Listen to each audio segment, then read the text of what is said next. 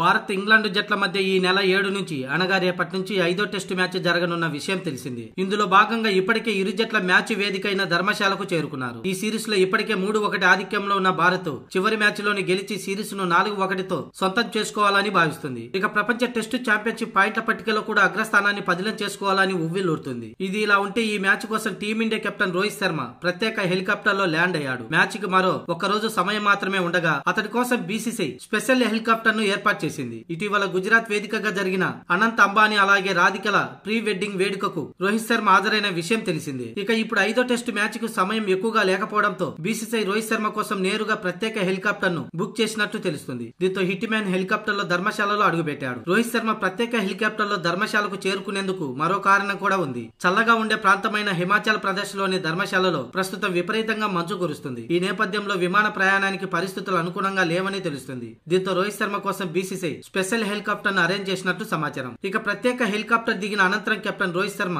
Security మధ్య car వద్దకు చేరుకున్నాడు. అక్కడ నుండి నేరుగా టీమిండియా బస చేసే హోటల్ దగ్గరికి వెళ్లాడు. హిట్ మ్యాన్ హెలికాప్టర్ దిగుతున్న వీడియో ప్రస్తుతం సోషల్ మీడియాలో వైరల్ గా మారింది.